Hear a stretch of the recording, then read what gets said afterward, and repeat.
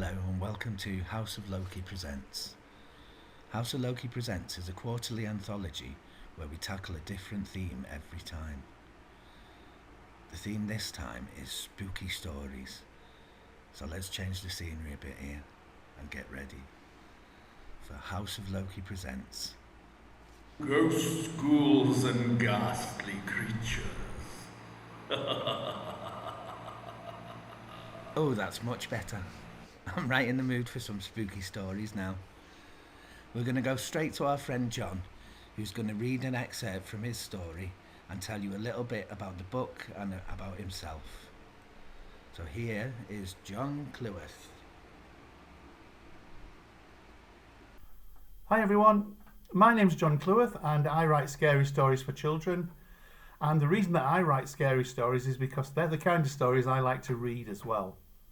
And hopefully, if you're watching this, then maybe you like to read scary stories too. We have a new book coming out from House of Loki called Ghosts, Ghouls and Ghastly Creatures. And it's got lots and lots of different stories in it. And my story is just one of them. My story is called Aiden's Luck. And it's about a boy who moves to a new school and makes some new friends. And his two best friends are Harry and Noah. And the little chunk of the story that I'm going to read for you just now is where they've gone camping in the middle of a field in the middle of the night. And it's near some arched bridges and lots of bushes and trees. And they're just about to settle down for the night. And this is what happens. For a while they lay back, consuming sweets and saying very little. Darkness had fallen almost completely now, and Noah was about to pull the zip up on the tent, when they heard a rustling in the thick bushes outside the canvas. Harry was about to speak, but Noah put a finger to his lips and crept through the doorway. He was closely followed by Harry and Aiden. As their eyes gradually adjusted to the gloom, they stared at the general area of foliage from where the disturbance had come.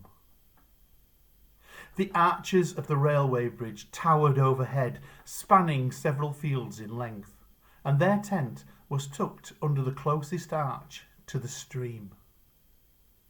And it was from the bushes and trees, reaching blackly from the banks, that the noises came. A scratching this time. The boys stood wide-eyed, trying to make out what it could be that was making that sound. Another rustling. Aidan saw a flicker of greyish-black move among the tangled twigs and branches. He sucked in a gulp of breath and pointed. Then, with the speed of an express train, a blur flashed across the space between the bushes and the nearest tall tree. And if you want to find out what that shape was and what that blur was that shot out of the darkness towards the boys who'd been camping that night in the field, you need to read the book Ghosts, Ghouls and Ghastly Creatures, coming soon from House of Loki.